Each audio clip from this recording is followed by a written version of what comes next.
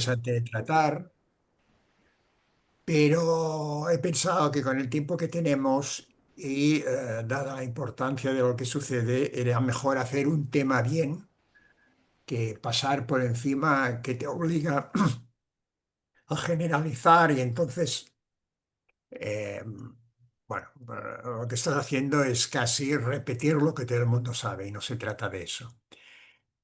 Ah, y también creo que es la tercera vez sucesiva que lo digo en una sesión, pero es que me parece que es cierto, estamos ante un otro periodo histórico, otro momento histórico. Cada uno tiene una naturaleza distinta y en este caso el carácter histórico es o arranca el jueves de la semana pasada, cuando explotó, aunque ya se sabían detalles el miércoles, el informe de la UPCO sobre Cerdán, y esto marca un punto de inflexión radical, absoluto en la política española. Intentaré explicar el porqué. Lo he dividido en estos 8 puntos que servirán como guía de repaso. Mm, De aquí un rato lo sacaré de pantalla para que, bueno, nos veamos mejor las caras, pero de momento lo mantengo para que sirva de orientación. El primer punto es que con independencia de la naturaleza del hecho y del grado de complicidad que pueda tener, de cero a todo, Sánchez está invalidado para ejercer el gobierno. Explicaré por qué. Y solo la decisión del electorado puede exculparlo. Es un delirio de soberbia, como digo, pretender exculparse a uno mismo. Nadie puede exculparse a sí mismo. Siempre se necesita del otro. Y depende de qué circunstancias, el otro puede ser el padre, puede ser la mujer. En el caso del presidente del gobierno es el elector, es el pueblo. Y después, un hecho que afloró ayer con mucha fuerza en la rueda de prensa que dio, y creo que vale la pena reparar en él, aparece ya de una forma clara un rasgo patológico que estaba presente más o menos en muchas de sus declaraciones. Centraré lo que quiero decir y lo desarrollaré. Hay una cuádruple crisis, segundo punto, no una ni dos, hay una, dos, tres, cuatro, y esto es lo que le da esta dimensión histórica al momento que vivimos. La naturaleza y los detalles del informe de la UCO, tercer punto, ofrece nuevas y temibles perspectivas a hechos que ya conocemos, incluso retrocediendo bastante en el tiempo.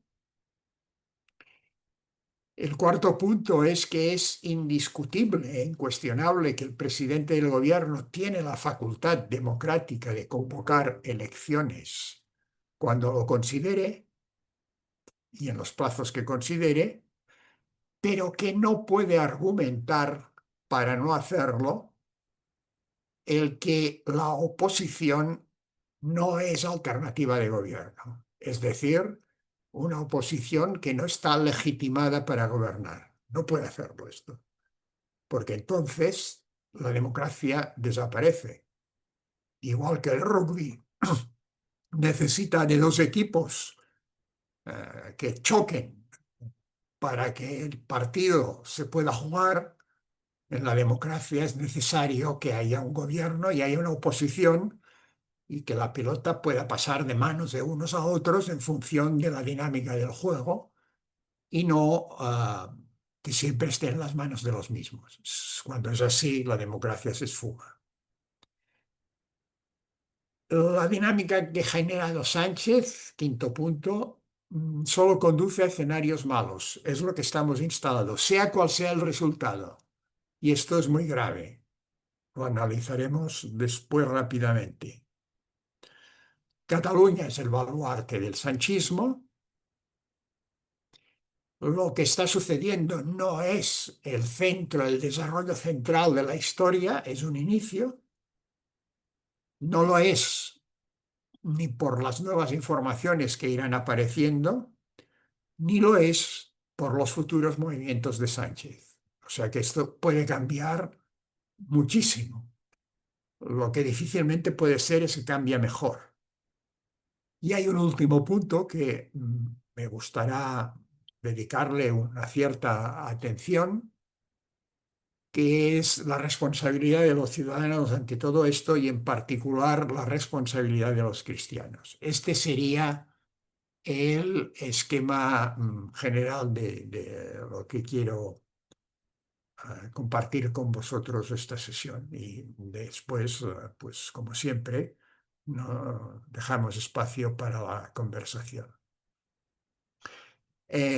Vamos por el primer punto y a partir de ahí, pues carretera y manta hasta el final.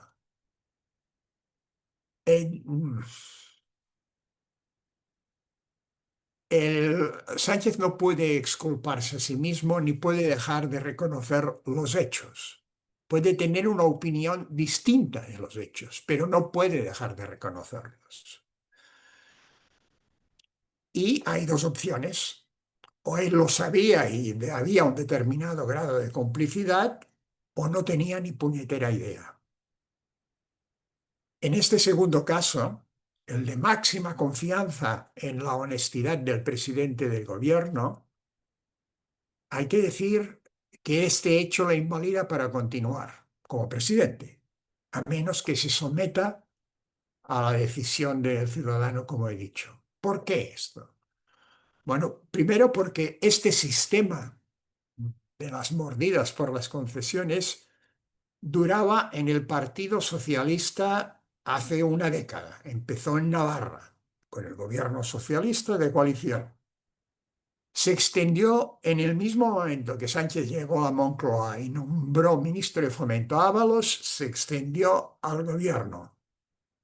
Y así ha continuado durante más de 7 años. Nadie puede justificar esta incapacidad para darse cuenta de la dimensión de una corrupción de este tipo, porque son cientos de millones los que se han manejado. Y en ese sentido, quiero apuntar que hay una sospechosa desproporción entre la magnitud de los contratos y, en términos relativos, claro está, la pequeña cantidad de la mordida. Y es que falta una cifra intermedia. O sea, ¿qué falta? Falta el 2, el 3%. Y eso hace pensar en la financiación del partido. Contrato, 2 o 3% del importe de este contrato para el partido y entre un 5 y un 10%, quizá un poco más, para el que actúa como intermediario, el grupo de los tres, Koldo, Ábalos y Santos. Este es el esquema. Y esto es el famoso 3%, que es una característica común a todos los partidos que han gobernado. Hoy mismo la vicepresidenta y ministra de Hacienda Montero, que tiene la costumbre de hablar mucho, decía una cosa que es absolutamente la demostración de que esto existe. Decía, atención, es que puede haber mordida sin incorrección, sin que el contrato sea manipulado. Claro, evidente, porque el juego del 2 o 3%, en la inmensa mayoría de casos, y a esto hay que saberlo, no consiste en que se amaña una concesión para que gane uno. No se hace así, hace décadas que no se hace así. porque esto además podría ser relativamente fácil de determinar. No, la cosa funciona de otra manera.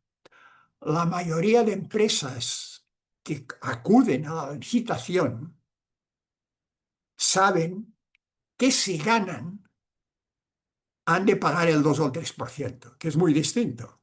Por lo tanto, normalmente gana la mejor o una de las mejores ofertas, porque ha de haber siempre un cierto equilibrio entre ellas, no puede estar ganando siempre una. Por lo tanto, formalmente todo es legal. Este es el secreto, digamos, del éxito de este procedimiento. Y esto lo sabe perfectamente Convergencia y Unió en su tiempo, lo sabe perfectamente el PP y lo sabe perfectamente los socialistas. Ah, es demasiados años, en demasiados lugares en toda España, demasiada dimensión de contratos afectan a lo que era el Ministerio de Fomento, pero hay más cosas. Afectan también al Ministerio de Interior en las mascarillas. Hay demasiadas empresas públicas que bien han hecho compras irregulares o contratos irregulares de carácter laboral. Correos con Leire Díaz, cuando era presidente, un amigo íntimo de Sánchez, las amigas de Ábalos, empresas como Ineco, Transec, materiales ferroviarios. Es imposible que todo eso se desconozca. Y si se desconoce, quiere decir que tenemos gobernando una persona que está incapacitada para controlar este gobierno. Y la pregunta y lo grave no es solo lo que está sucediendo, sino cuántas grandes cuestiones de fondo, cuántas más hay o ha habido, porque lo único que podemos saber es aquello que la policía detecta, pero esto acostumbra a ser la punta de un iceberg. Si sabía lo que ocurría, su responsabilidad es inexcusable. Pero si no lo sabía, el panorama no mejora, porque revela una ceguera política incompatible absolutamente con el cargo que ostenta. ¿Qué ha quedado? ¿Qué está fuera de control? Nadie lo sabe. Eh, si yo hubiera proyectado un regadío, me hubiera equivocado en el cálculo de la pendiente o de las dotaciones de riego y cosas por el estilo, y aquello no hubiera funcionado, yo sería responsable, no bastaría con pedir perdón y me hubieran pedido daños y perjuicios. Si le pasa a un arquitecto con una casa, a un ingeniero con un puente, a un médico con un paciente, hay siempre responsabilidades profesionales de un tipo u otro. Y ninguno de estos profesionales podemos exculparnos a nosotros mismos. En política tampoco, menos todavía. Y el gobernante solamente puede exculparse ante el elector. Por lo tanto, no hay ninguna otra salida digna, decente, que convocar elecciones por esta razón. No porque sea culpable de nada, sino porque no ha sabido conocer el inmenso daño que se estaba produciendo y ha de rendir cuentas. Y hay otra faceta, la apuntaba en el principio. Quien se ha examinado en determinados test psicológicos, por ejemplo el del permiso de armas, sabe que entre la multitud de preguntas se va repitiendo una de forma distinta, que es si se siente perseguido, si tiene la sensación que le vigilan, variantes sobre este tema. Es un tipo de pregunta que sirve para detectar un rasgo paranoico. Y si aparece más de una vez, pues el test te lo niegan. Sánchez, en su rueda de prensa de ayer, hizo una cosa clamorosa, aunque veo que ha pasado muy desapercibido, que reconoció que había recibido, a preguntas de una periodista, reconoció que había recibido advertencias sobre Santos y que no las había tomado en consideración, argumentando que había tanto fango, tantos persecución sobre él y sobre su familia, que era imposible distinguir un rumor cierto de uno falso. Bueno, esto exactamente por sí solo ya la invalida para el gobierno. Este riesgo paranoico significa, y el hecho lo demuestra, que tiene una visión distorsionada de la realidad, porque no puede reconocer aquello que puede ser cierto de lo que no lo es. Y todo lo que ocurre siempre confirma la creencia de que está siendo perseguido. Esto puede ser un trastorno paranoide de la personalidad, seguramente es esto, y en casos más graves, que no lo apunto, pues puede ser una psicosis paranoide. ¿Qué caracteriza este rasgo paranoico? Una serie de elementos y observar con atención cuáles son y si nos definen o no el personaje. Una interpretación maliciosa del entorno. No ve los acontecimientos como contratiempos o hechos adversos que le suceden, sino como acciones dirigidas siempre contra él, por grupos hostiles. Siempre. No es un producto de la dinámica de la vida, sino de una confabulación sistemática. Vive en estado de desconfianza y en hipervigilancia, en alerta permanente, buscando signos que confirmen esta situación. Es un ser autorreferenciado que se pone en el centro del universo y que a partir de esta centralidad lo juzga todo. Es un ciclo que se retroalimenta.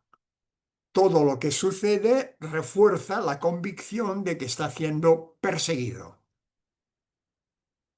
Esto genera un aislamiento y crea un entorno que funciona con la misma lógica. Y, finalmente, la impotencia para dilucidar la realidad la transforma en certeza y se aferra a una lógica cerrada. Todo suma. La ausencia de pruebas de una determinada confabulación es vista como la prueba de esta confabulación. Bueno, yo creo que estos perfiles definen a Sánchez no de ahora, de hace un tiempo y ahora de una manera muy rotunda. Este sería el primer punto que os comentaba. El por qué debe someterse al voto para que se decida si está capacitado o no para continuar gobernando. No porque esté mezclado, complicado con la corrupción, quizás sí, posiblemente no, no importa, no es esto de lo que se trata. De lo que se trata es que la gente diga si esta persona que ha fallado tanto puede continuar gobernando. No, no es una impresión mía, no es una impresión de aquellos que quieren verlo fuera. Ayer había un artículo del The Times, que no es una publicación cualquiera, en que decía esto: es hora de que Pedro Sánchez gobierne o diga adiós. Lo que dice es que se ha equivocado demasiadas veces y no habla solo de corrupción, ni principalmente. Habla de una serie de hechos que se han producido, desde la falta de respuesta del gobierno español con lo de la lana, el apagón total de la electricidad, el problema que tiene para afrontar una cosa que se ha convertido en catástrofe después de 7 años de gobierno, que es el problema de la vivienda, en parte ligado a una inmigración que genera 250.000 hogares al año. Todo esto son añadidos que el The Times saca en este artículo y pide que Sánchez se sitúe en, se vaya a casa o presente su candidatura a unas elecciones. Por consiguiente, no es una idea, digamos, limitada a una especulación de unos pocos. Su comportamiento además ha generado la cuádruple crisis que decía antes. En el Partido Socialista es evidente. Ayer la rueda de prensa que hizo fue una rueda de prensa dirigida al partido, para animar al partido, no para dar explicaciones a los ciudadanos. Esto hay que tenerlo presente.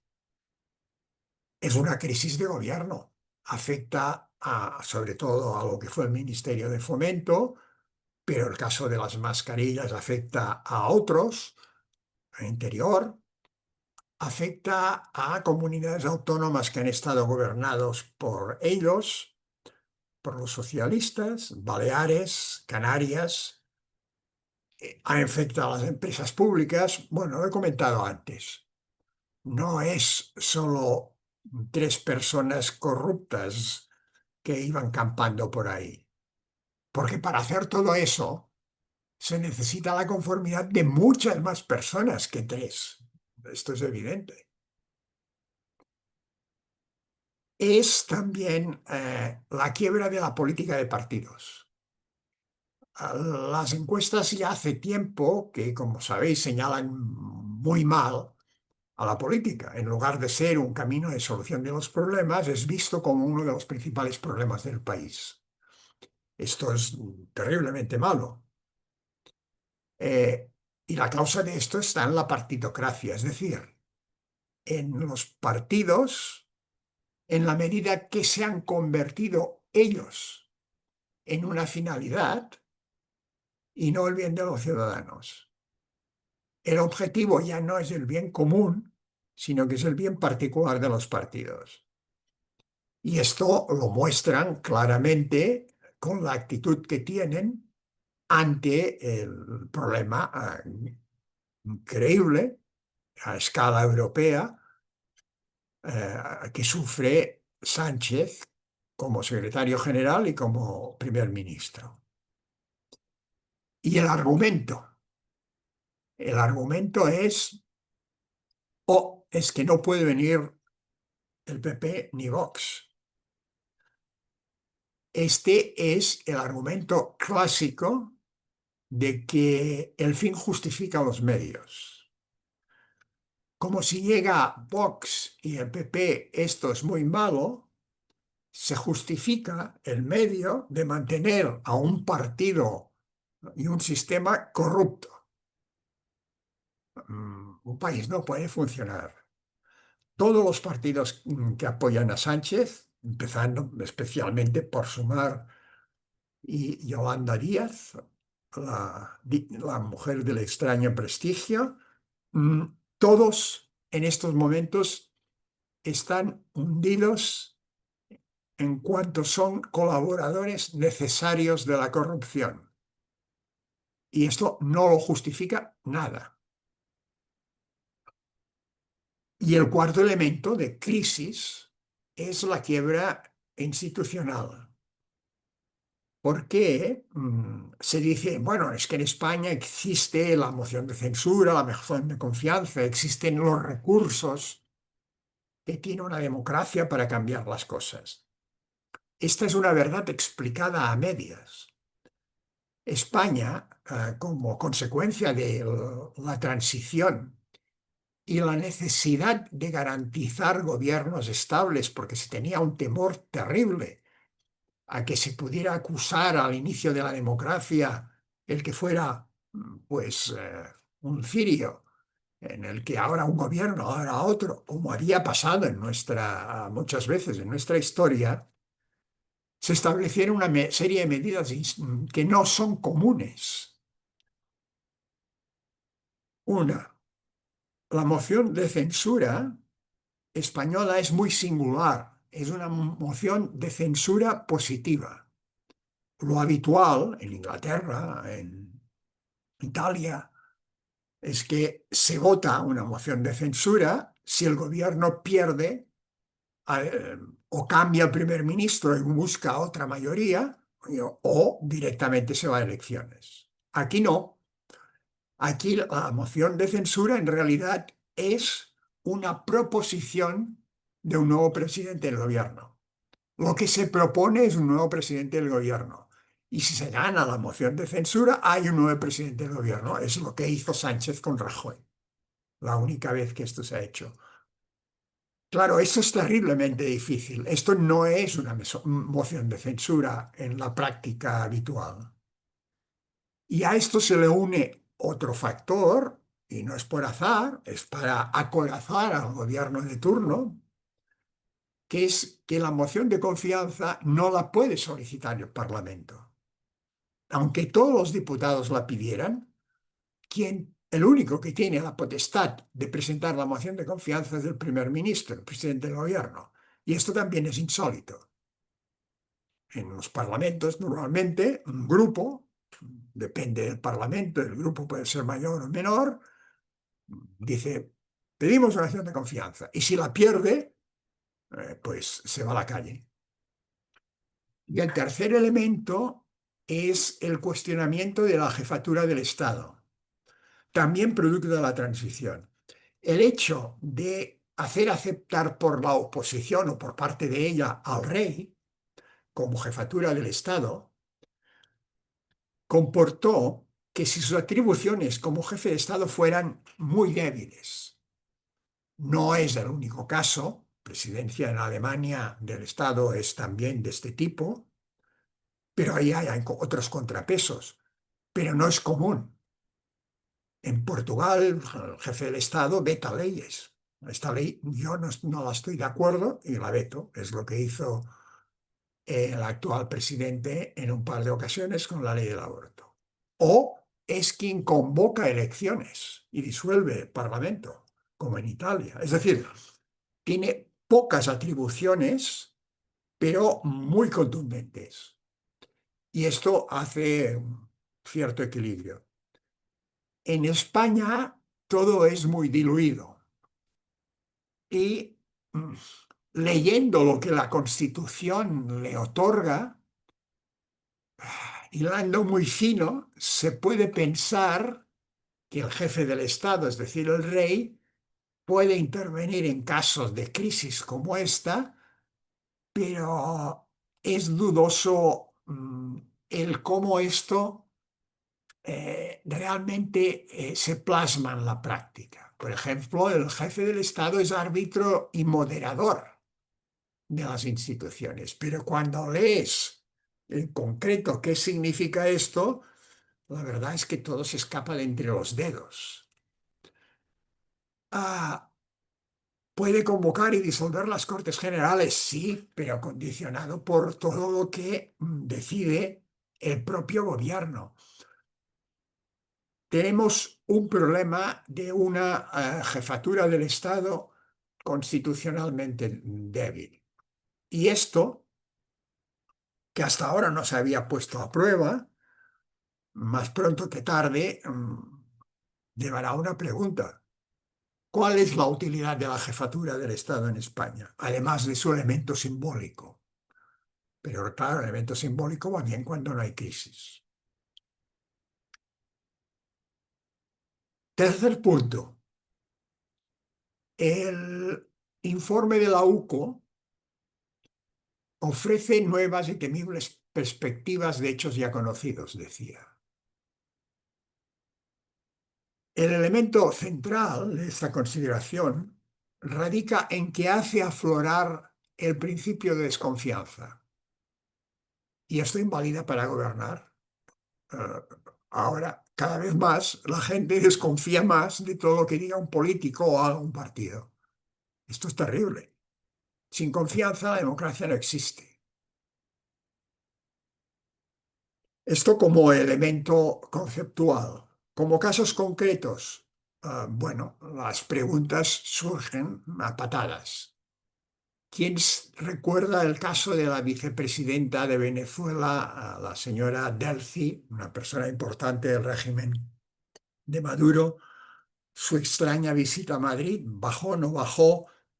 La visita de Ábalos, las maletas que bajaron, no bajaron. Bueno, ah, habrá que sacarle punta a esto. ¿Por qué cambió tan radicalmente de política exterior en relación al Sáhara de un día para otro Sánchez, sin llevarlo al Parlamento, sin comentarlos con la oposición, sin nada, contrariando el compromiso español con los saharauis con independencia de que qué gobierno hubiera en España? Nunca ha dado explicaciones. Mm, Podemos pensar, mal pensar o bien pensar que los problemas judiciales que tienen sus familiares, mujer y hermanos, responden a una realidad. ¿Por qué tenía Leire Díaz, la persona que buscaba información para cargarse al teniente coronel que dirige este tipo de investigaciones de la UCO, la señora Leire Díaz? ¿Cómo una señora de tan escasa formación fue directora general en Correos y además le sumaron dos direcciones generales en una? Precisamente cuando la presidencia de Correos estaba en manos de un íntimo amigo de el presidente Sánchez. ¿Por qué trabajaba ahora en una empresa de Zarrias, un consejero de la Junta de Andalucía muy conocido por, digamos, en términos amables, maquiavelismo político y su participación en el escándalo de los ERE? ¿Por qué cobraba de esta empresa? Había un entramado socialista montado para buscar datos en estos capítulos y sobre estas personas. Hoy ha dimitido José Antonio Marcos San Juan. No es cualquiera, es el presidente del Tribunal Económico Administrativo Central. Hoy, que depende del Ministerio de Hacienda. Y se produce porque un periódico digital, que son la punta de lanza, El Debate, informó de que había cobrado más de 100.000 euros en mordidas de empresarios a cambio de archivar reclamaciones fiscales desde el Tribunal Económico Administrativo Central. Bueno, me olvido del papel aquí debajo y no pagarás la multa millonaria. Ha salido hoy esto, la dimisión, la información salió hace días. ¿Qué más hay? Mm, Está tocado la presidenta del Congreso, que es la tercera autoridad del Estado, porque negó en sede parlamentaria que se había visto con, ¿cómo se llama, hombre? Ah, el que todavía tiene de hablar más de lo que ha hablado.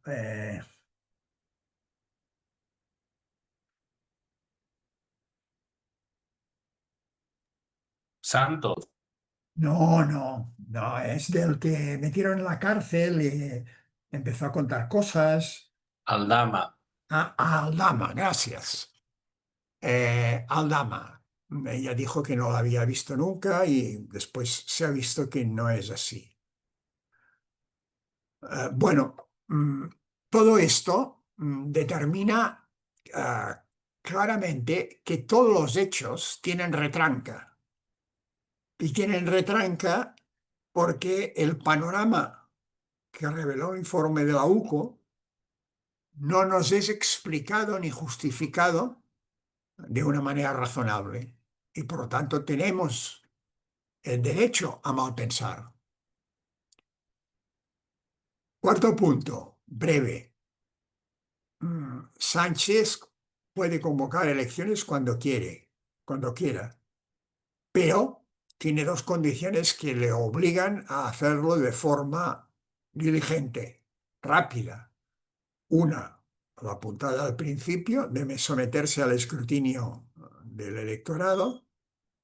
Y dos, no puede justificar esta negativa a base de negar el derecho a la oposición a ser una verdadera alternativa de gobierno, es decir, a sustituirlo en el gobierno con toda la tranquilidad del mundo.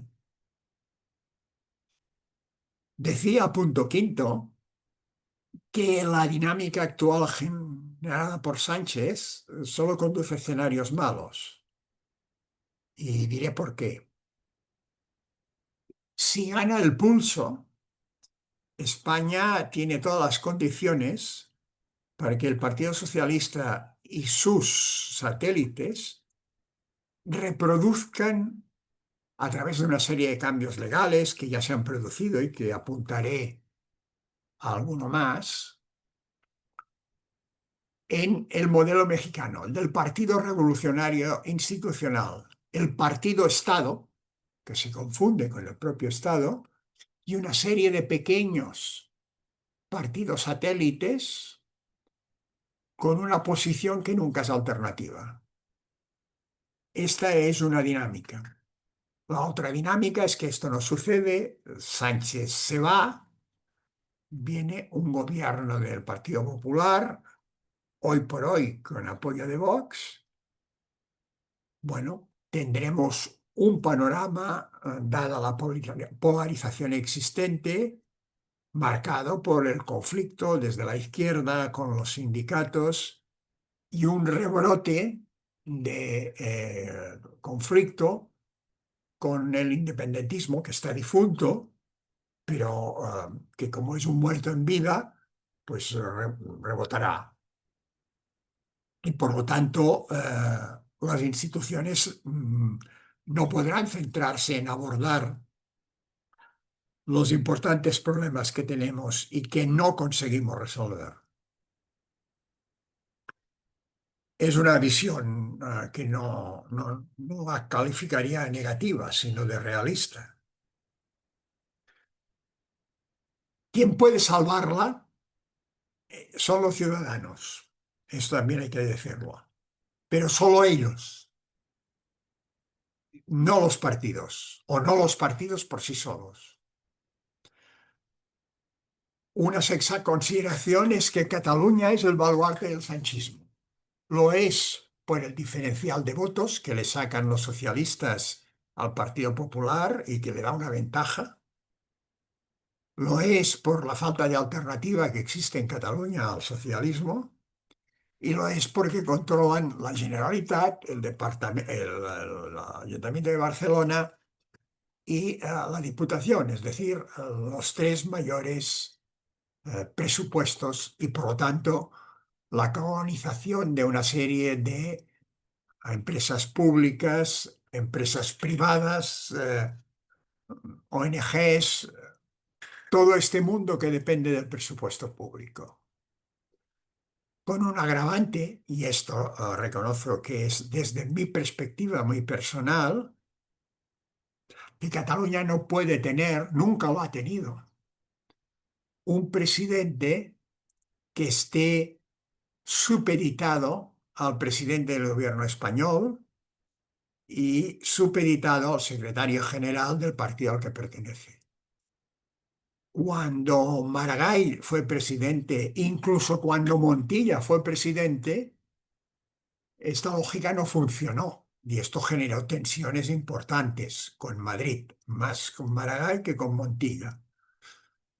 Cataluña no puede tener un presidente que simplemente se dedique a gestionar aquello que le señalan que gestione. No puede ser. Decía que la historia no está acabada. y no está acabada porque van a surgir nuevas informaciones de las que desconocemos su alcance, pero que pueden ambulicames la troca, liarla más, y por los movimientos de Sánchez. Y de los movimientos de Sánchez señalo dos, y van en la línea que he apuntado hace un instante de la construcción del partido-Estado, del Partido Revolucionario Institucional, que en este caso sería el PSOE. Y ha habido muchos cambios en este sentido. No los voy a señalar porque sería largo. Solo recuerdo lo que ha sucedido con el Tribunal Constitucional, con lo cual la Constitución, y a través de su metodología especial, está abierta a cualquier interpretación. La última gran paridad es que todo aquello que no está prohibido, el gobierno puede legislarlo. Bueno, esto es una falsedad. En los estados democráticos, los gobiernos solamente pueden hacer aquello que la Constitución permite, no la inversa. Y esto es lo que diferencia al Estado del individuo. El individuo sí que puede hacer todo aquello que no está prohibido, pero el Estado se ha de limitar a lo que la Constitución le permite, porque si no, se convierte en un monstruo, claro está. De hecho, las constituciones sirven para delimitar el poder del Estado. Bueno, pues hay una ley temible, lo que pasa que es una ley orgánica y que necesita un quórum especial, que se llama el Proyecto de Ley Orgánica de Ampliación y Fortalecimiento de la Carrera Judicial y Fiscal. Si esto prosperara, la actual independencia de los jueces, que permiten que hagan cosas como las que están haciendo, mejor hechas o peor hechas, pero que las hagan, lo cual es sano para el poder del Estado. Y el hecho de que la UCO investigue y no quede limitada su investigación ni tenga el deber de informar al gobierno, desaparecería. Primero, porque la carrera judicial cambiaría la forma de acceder y entrarían una cantidad extraordinaria de personas sin pasar por los filtros de la actual oposición, que es muy exigente, entre otras medidas. Y después, porque quien instruiría las causas sería la Fiscalía. La Fiscalía, a diferencia de los jueces, es absolutamente jerárquica, manda uno, fiscal general del Estado, y las investigaciones que hace la policía, la UCO en concreto, las hace por encargo de un juez. Aquí serían por encargo del fiscal y dependientes del fiscal general del Estado. ¿Habría salido el informe de la UCO sobre Santos Cerdán en estas condiciones? Bueno, pues esta es la ley que hay en marcha. Y después, en la recámara, por poco que puedan, hay otro proyecto de modificación del sistema electoral para facilitar que los pequeños partidos, los que forman parte de la galaxia de la mayoría, puedan tener una mejor representatividad. No es una modificación formalmente muy grande, pero que estratégicamente es determinante. Por eso digo que la historia no ha terminado por ninguno de los dos lados, ni el de que puedan aparecer nuevas cuestiones, las de Aldama, por ejemplo, apenas han aparecido, y las iniciativas que va a ir aprovechando el momento para apretar y apretar por parte del Partido Socialista antes de llegar a unas elecciones.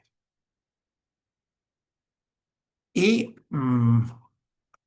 más tarde de lo que quería, pero quería hacer una referencia porque es decisivo al papel de los ciudadanos. He comentado hace un momento de que en el juego de los partidos políticos, tal como está montada la historia, no hay solución. Solamente la movilización organizada de los ciudadanos con voluntad de regenerar la vida política al margen de los partidos, incidiendo en la política, pero al margen de lo que eran partidos, tendría posibilidades de remover el escenario, porque se trata de esto. se trata de remover. Y en este contexto, los cristianos tenemos un deber fundamental. La corrupción, la lucha contra la corrupción forma parte del catecismo de la Iglesia Católica y de la doctrina social de la Iglesia.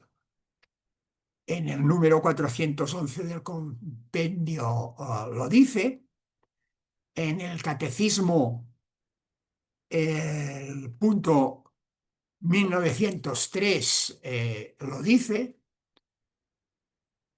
Las autoridades políticas, la autoridad política solo es legítima cuando se orienta al bien común y utiliza medios moralmente lícitos. Si se aprueban leyes injustas, estas disposiciones no obligan en conciencia. La corrupción, que destruye la justicia, disuelve la legitimidad misma del gobierno. El catecismo condena con claridad toda forma de usar injustamente los bienes ajenos, el fraude, los sobornos, el enriquecimiento ilícito. No podemos convivir con esto. San Juan Pablo II, en la Centésimos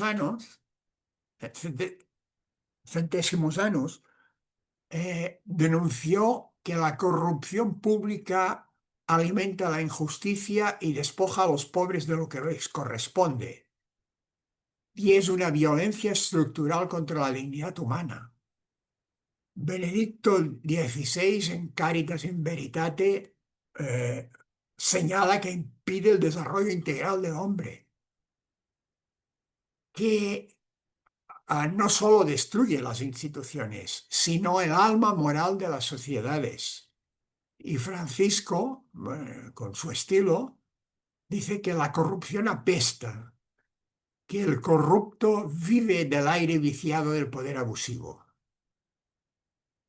En Fratelli Tutti dice, la corrupción, la desinformación, el desprecio al bien común provocan una decadencia política que impide la construcción de un mismo mundo más fraterno. Y en realidad todo esto nos remite a Santo Tomás, que ya trata de ello en la Suma Teológica y en De Regno, que aborda esta cuestión y señala que la peor forma de tiranía es aquella en la que el gobernante se sirve del poder en beneficio propio y no del pueblo. La corrupción, como sistema, es una forma de tiranía. Puede ser blanda, puede estar disimulada, pero es tiranía, es el servicio convertido en botín. Como cristianos no podemos hacer esto, compartir esto. Y podemos ofrecer una brújula, una luz en medio de estas sombras políticas y una certeza. El poder solo es legítimo cuando se pone al servicio del bien común. Y este es nuestro deber ahora. Hemos de pensar cómo debemos actuar ante un poder que si no cambia es ilegítimo, ilegítimo, ilegítimo.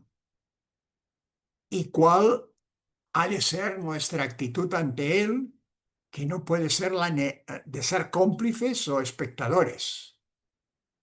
Y que esto lo hemos de hacer como cristianos y buscando colaboración con todos aquellos otros ciudadanos que piensen como piensen, ven en lo que está sucediendo una terrible injusticia y una fórmula de aplicar el interés particular en un grado extremo por encima del bien común y de, como decía, acudir a formas que son tiránicas en cuanto a su planteamiento, aunque pueda parecer disimulada por la blandura de las formas, porque no meten a nadie en la prisión. pero hacen algo mucho más grave, que es que corrompen a la conciencia, y de esto hemos sido advertidos. No tengas miedo de los que matan el cuerpo, temed más bien a los que matan el alma, pues la corrupción mata al alma. Y esto es, grosso modo, lo que quería comentaros. Y aquí lo dejo.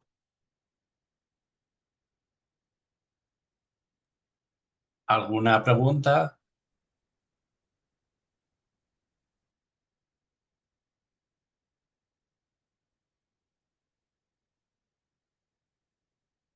Fantástico. Sí, yo tengo una. ¿Se me oye? Sí, Vale. Josep, has mencionado antes que ante esta perspectiva que has dicho que no era negativa sino realista, la única solución estaba en manos de los ciudadanos. ¿Cómo puede el ciudadano de a pie, cuando ve todo este panorama, autoconvencerse de que realmente la solución radica en él y en todos los demás ciudadanos? Es decir, porque el panorama es tan desolador que uno siente que es demasiado, ¿no? ¿Yo cómo puedo cambiar esto? ¿Qué puedo hacer? Entonces, ¿tú qué le dirías a esta persona? Mira, afíliate a esta asociación. o primero mírate al espejo. Sí. Es decir, tú en conciencia, ¿esto que pasa te importa o no? No, no me importa. Bueno, no em parlem més, deixem-ho estar. Sí que me importa.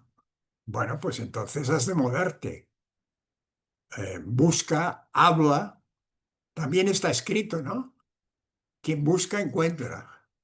Y quien llama, a la puerta se abre.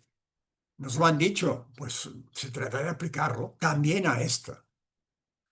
Y no, los que estamos o tenemos un mínimo, pero de organización, debemos facilitar el que se puedan engranar espacios más amplios donde converger en esta respuesta ciudadana. Yo creo que precisamente con origen aquí, en Cataluña, para después del verano, claro, se está preparando una conferencia política para la regeneración política, una conferencia ciudadana para la regeneración política, con gente de toda España, mm, con objetivos concretos que muevan a los ciudadanos a emprender el camino. Lo que no funciona es pensar que no se puede hacer nada. Es lo mismo que cuando tienes un problema en casa, ¿no?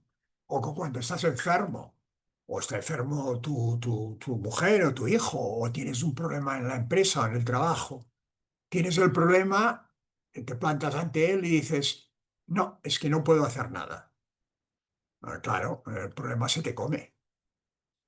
No, la respuesta es, claro que podemos hacer. Y la primera cosa es asumirlo y buscar la respuesta. Y aquí la respuesta pasa necesariamente por conectar con gente, por buscar aquello que pueda llevar a cabo acciones y participar en ellas, en movilizarse, todo eso, no quedarse pasivo. Cualquier escala es buena, porque si esto es así, la pequeña escala acabará ensamblando con escalas mayores, al revés, con escalas menores acabarán ensamblando escalas mayores y acabará formando organizaciones de personas más amplias, con mayor potencial. Es una cuestión de acumular, pero si no es así, esto no tiene, ya lo he dicho antes, no tiene salida. Y la lógica de los propios partidos no comportará ninguna salida. porque incluso para algunos la mejor respuesta es que gobierne el PP no tendrá la fuerza suficiente para enfrentarse a tantos adversarios como tendrá si se trata de una obra en la que hay un gran público mirando y unos cuantos en el escenario pegándose. El PP no podrá resolver de la misa la mitad. Eh, Hay situaciones en la vida de los pueblos que solamente se resuelven cuando las personas se hacen responsables de su propio presente y de su propio futuro. Si las personas reniegan de esto, es decir, dejan de ser personas, entonces es evidente que no hay solución. Y este es uno de los momentos. Asumir el propio presente y el propio futuro para actuar.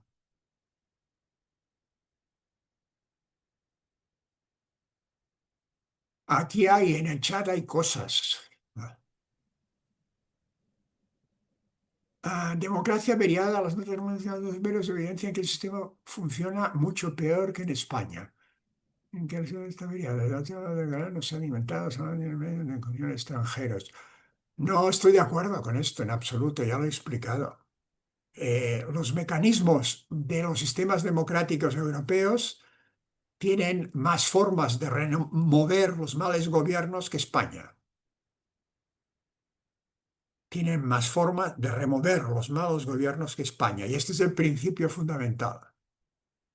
Es decir, si la moción de censura es tan difícil, si la moción de confianza solamente la puede presentar el presidente del gobierno, si no hay un poder moderador que diga esto es una crisis inapelable, voy a convocar elecciones con independencia de lo que piense el gobierno.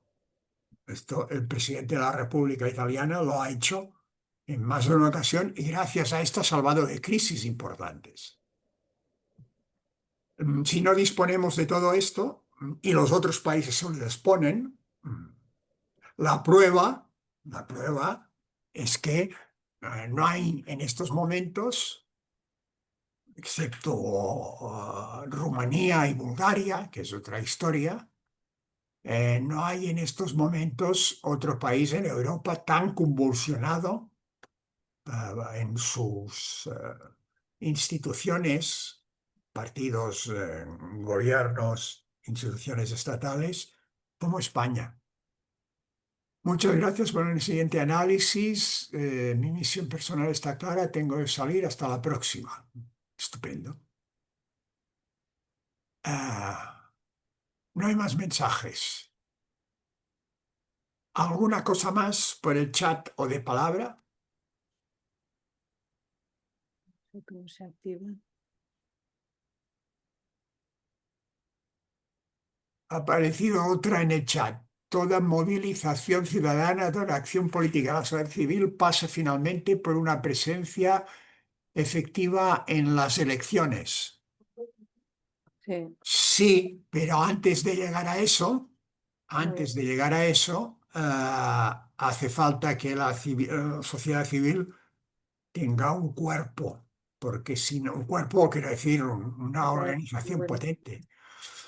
Nos hemos acostumbrado a una simplificación excesiva, consecuencia del déficit político que tienen muchos ciudadanos de este país, que hacemos el equivalente de vida política, participación política y participación en las instituciones a partidos políticos y elecciones.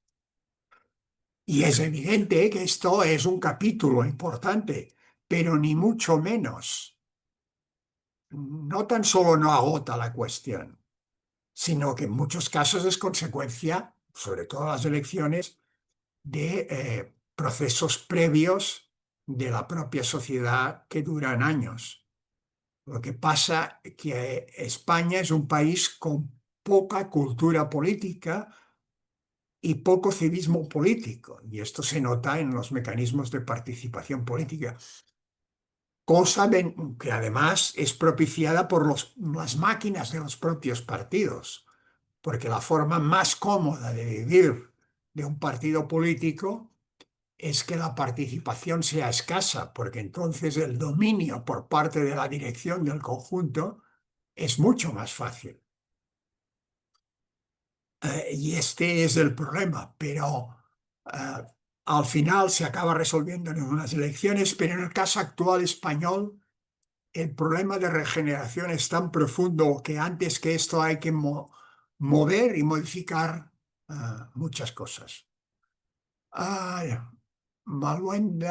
Dolores, que querías intervenir.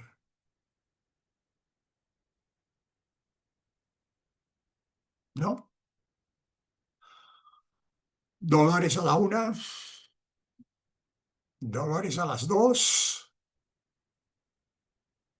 Dolores a las 3. Pues, pero está aquí, yo la veo.